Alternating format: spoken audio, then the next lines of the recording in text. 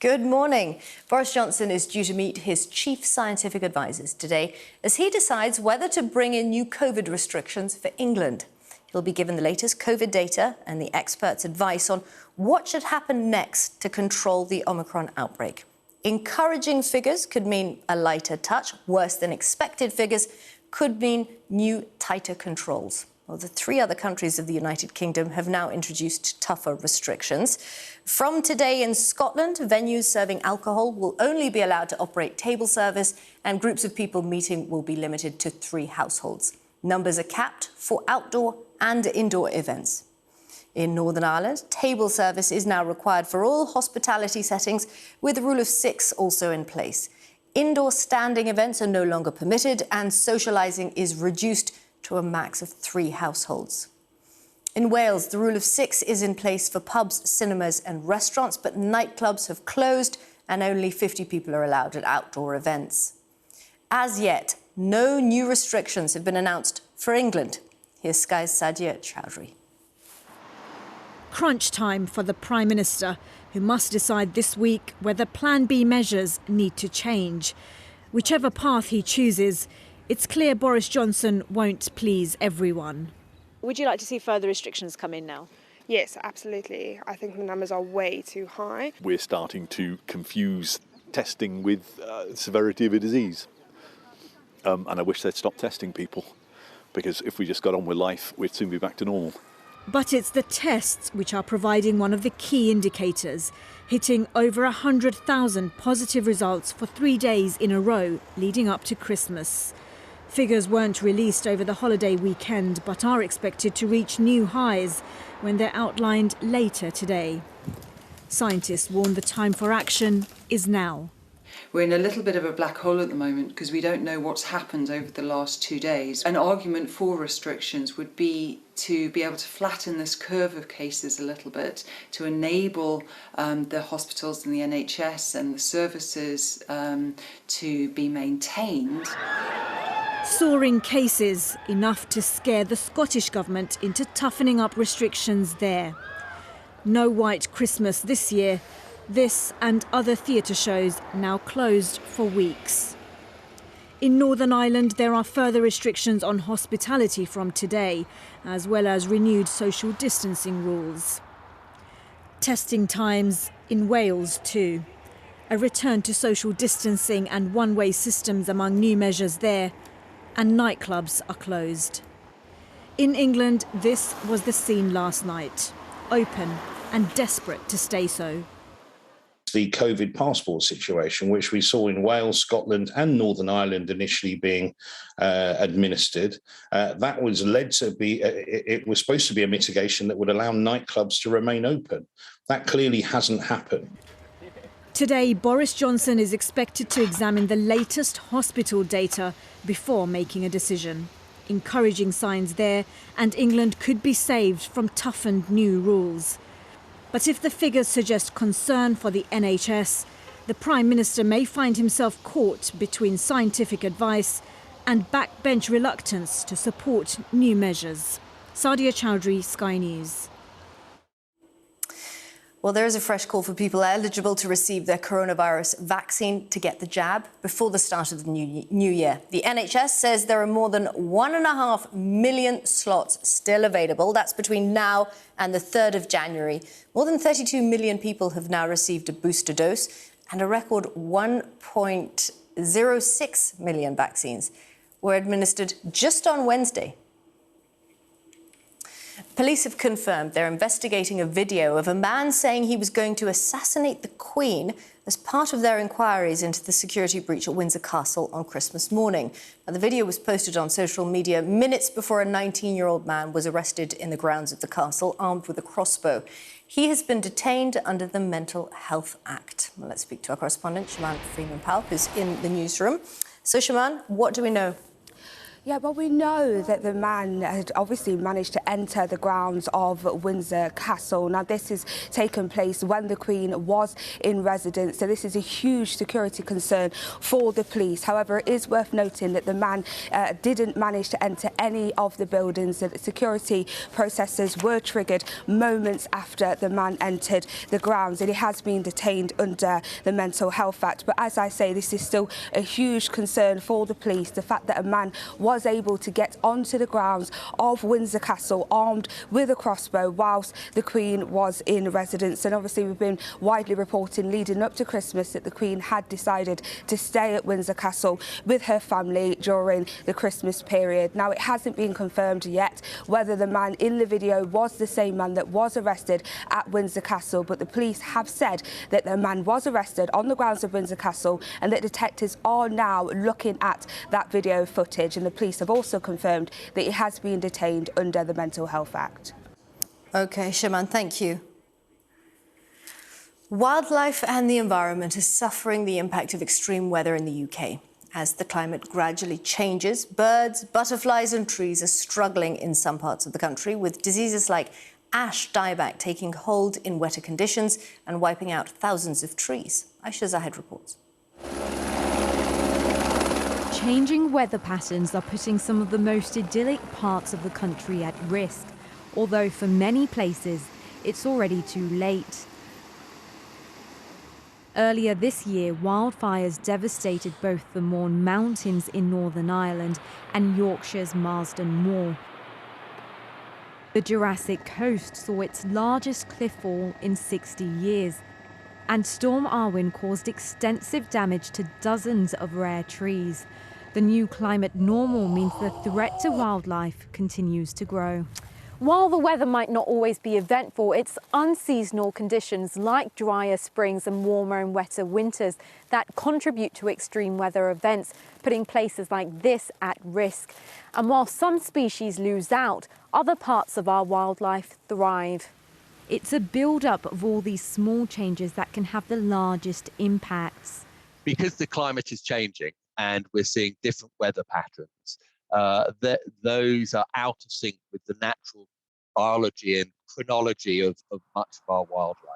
This year, we saw butterflies take quite a significant hit. We think that's because there was a cool spring, but critically it was followed by a very wet May. So you have this kind of cascade through the food web, through the ecosystems, which is a real challenge in impacting on our wildlife. Experts say conservation work will be key in helping restore nature, but to have the desired effect, the next steps will have to be courageous and bold.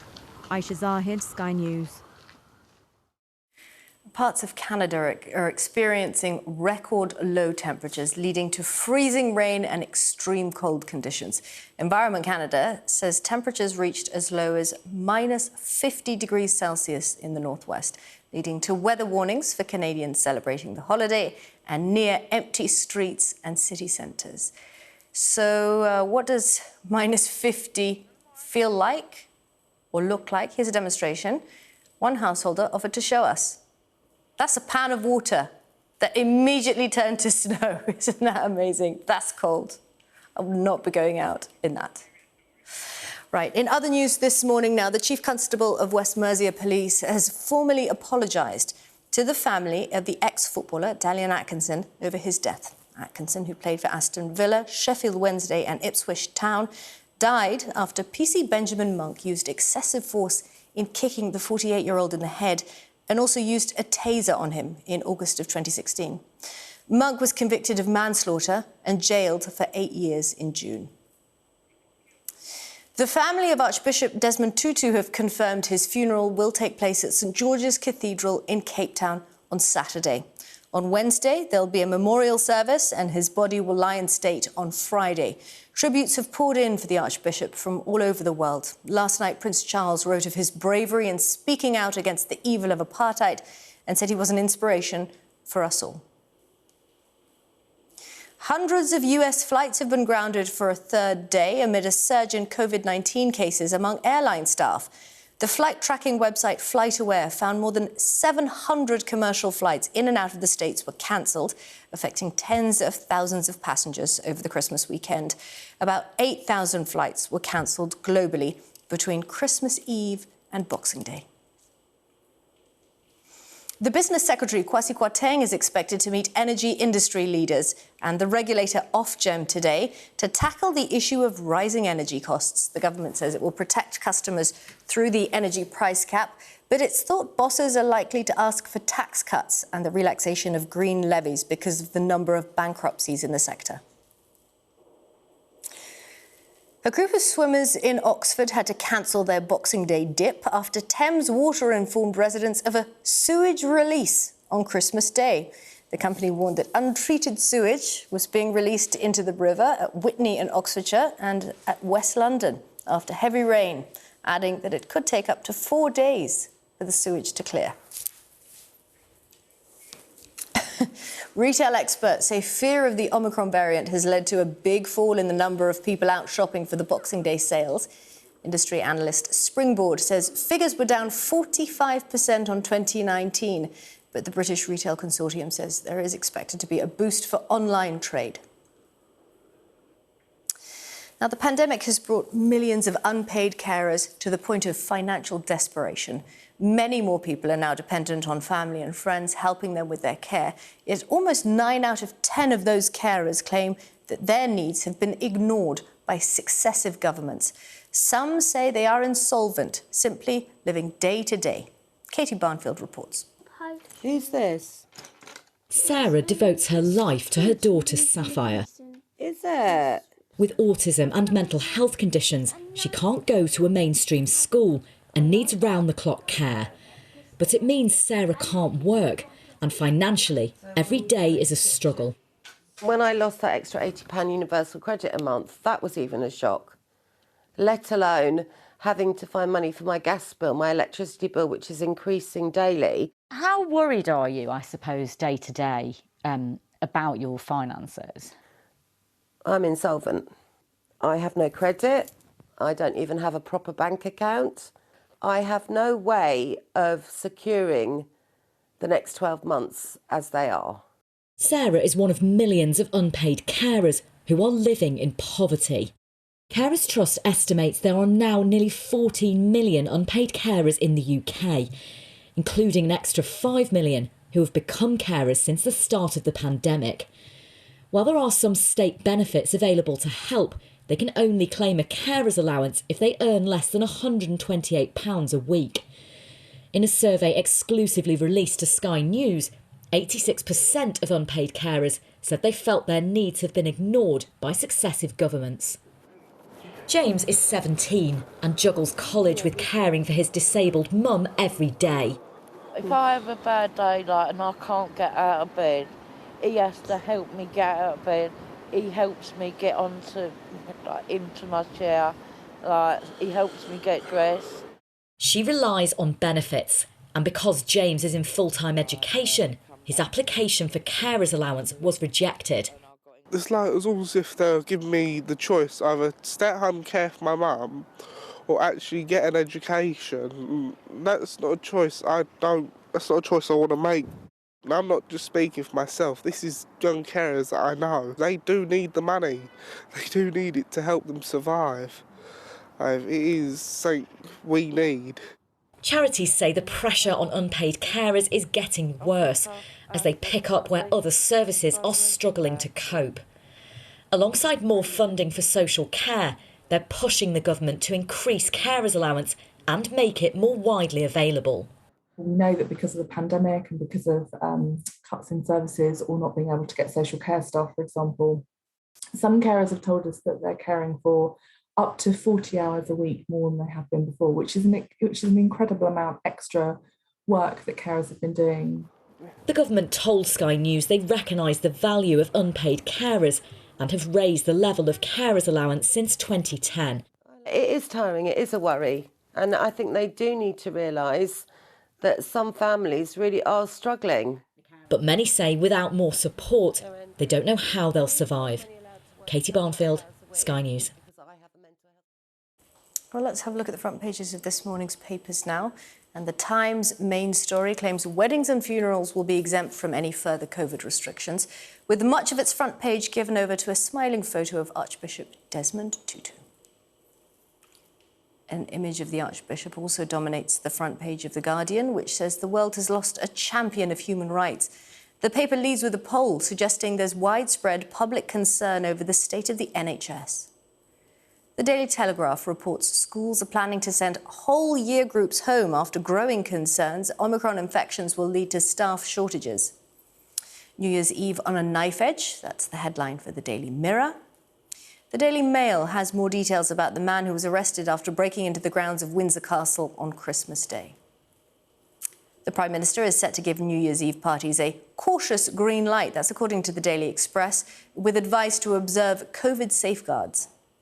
And the Daily Star splashes on how teenagers are apparently unable to wash dishes because of takeaways and dishwashers. Now, Russia is well known for producing some of the finest ballet dancers in the world. So what does it take for a young British dancer to become a principal dancer at one of the great Russian ballet companies? Well, Xander Parish is the first British dancer to be employed by the Mariinsky Ballet in St. Petersburg. He's a Yorkshire lad, he's from Hull, and he's been honoured by the Queen for furthering Anglo-Russian relations. Here's our Moscow correspondent, Anna Magny.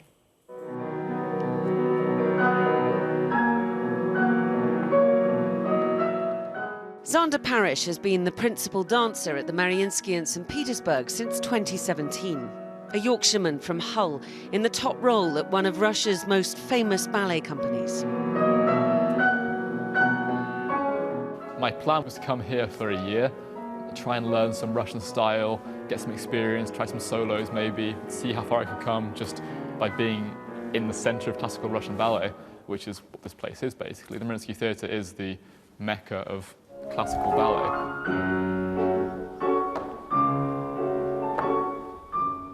Parish has been dancing since he was 8 years old.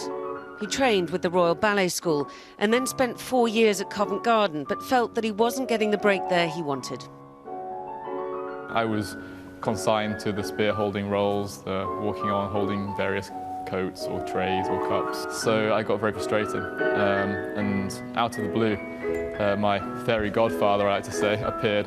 A ballet master from Russia came to Covent Garden and taught class one day. I saw in the class a beautiful young man who's just probably first, second season in the company, and he's so pay attention for my correction, and he's working so hard, but he was so weak, very weak, like a dancer. Able to be my tutor in Act 1. Ah, wonderful. Not anymore, not after 12 years with the Mariinsky and a total immersion into Russian life and culture. It must have been very challenging, though. You came here, you didn't know anything about Russia, you didn't know anything about the history, you didn't know anything about the people, you didn't know the language. That's correct. It was very hard, I must say. It was a leap of faith. He's relaxed backstage, a confidence which comes from having mastered your art. But it's also his style, friendly, helpful and extremely self-effacing. So does a little bit of nerves help before a performance? There's certainly a natural adrenaline that kicks in when the show is getting about to begin. You've worked hard for a performance, you've prepared, you've done all you can do, and then it's just that moment of waiting for the curtain to go up. And this is literally minutes before it does. The Mariinsky's director of ballet, Yuri Fateyev, who brought Parish over from London, stays on stage right till the end. The little swans practicing their famous dance in trainers and Christmas socks, as the audience take their seats on the other side. The male dancer's primary role is to make the ballerina look good and to make her comfortable. So if I can achieve my goal to make her comfy and to keep her on her leg, keep her happy, then you're halfway home. It's going to be a good show.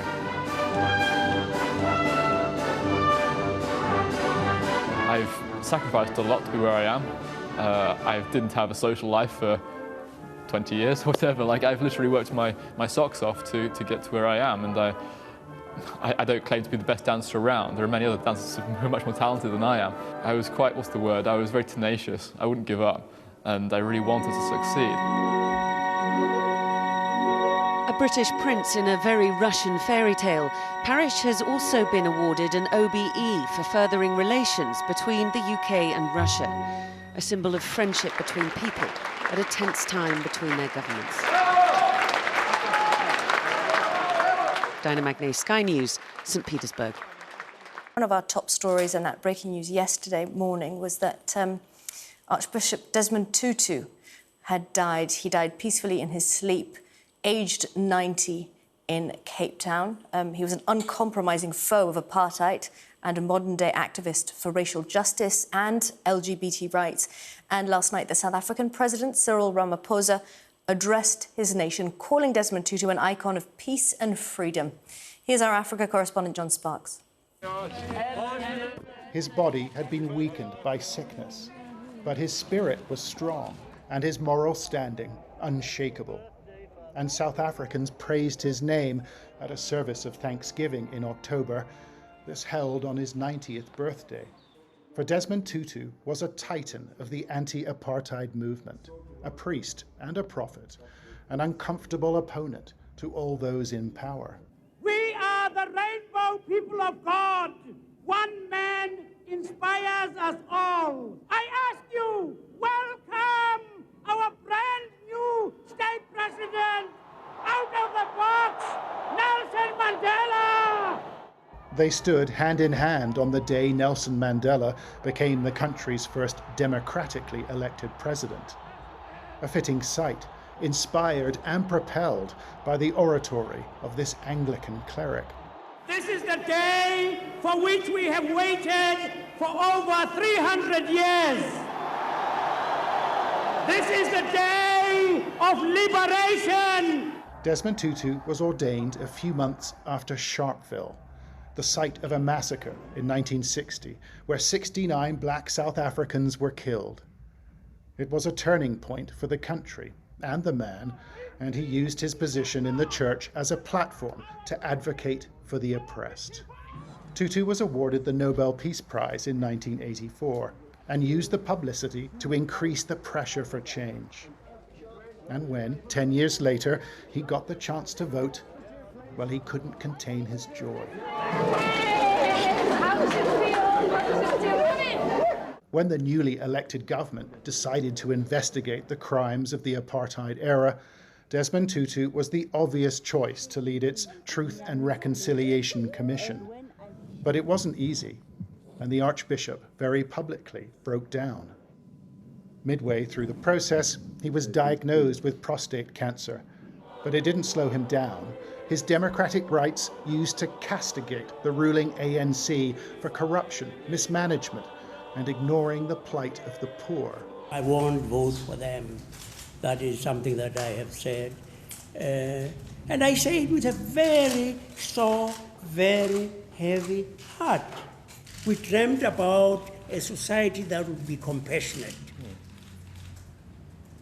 A society that really made people feel they mattered. In his later years, public appearances became more infrequent, but he retained his sense of humor and his sense of moral purpose. His faith no barrier to the compassion he felt for the oppressed worldwide. He was frank and forthright, speaking truth to power, even when this meant criticizing the democratic government.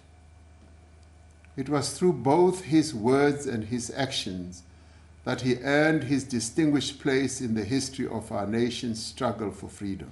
I don't think one can be involved in conflict mediation or in dealing with wars and civil wars and disruption and disconnection around the world without always asking oneself, what would Desmond have done? We, as the family, really make peace with the fact that we should let him go. We cannot expect a man who's given so much of his life to be there forever. He was asked how he would like to be remembered, and the priest, who helped shape a nation, responded with this. He loved. He laughed. He cried. he was forgiven. He forgave. Desmond Tutu will be remembered around the world with love and gratitude, for he has left it a better place on his passing. John Sparks, Sky News in Johannesburg.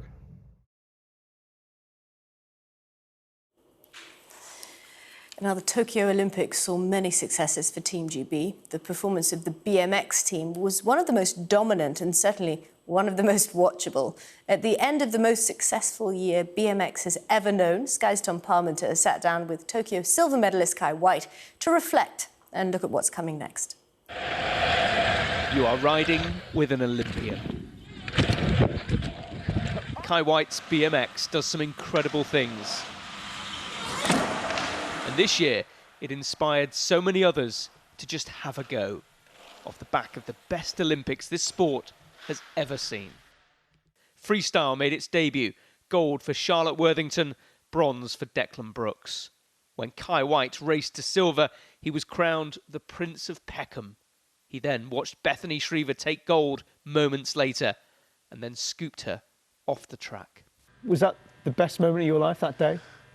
Best and worst. Yeah, best and worst. Why? Obviously, I was winning the race and then I made mistakes and then I got second. That was the worst part. And then the best part was obviously accepting that I still got a medal out of like 0.1% in the world. I'm just a kid from Peckham, really. I still see myself as a kid from Peckham, so yeah, it's been quite crazy. I feel like we still need to prove ourselves. Even now, even after all the medals? Yeah. Because I feel like Velodrome may have had countless medals. We're just getting started now. So what would you say to people who have seen you and Bethany and the freestylers doing your thing on a bike and thought, yeah, maybe? Do you know what, just get up and do it. That's the only thing I can say really, just get up and do it. How you guys finding it? You good? Yeah, do you like it?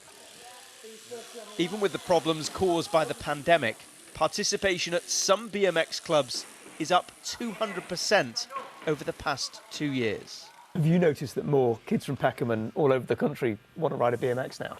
100%. I had so many messages. I still can go through them now, where I've had good and bad, actually. The good ones are, oh, you've helped my kid get back on the bike. My kid started BMX because of you.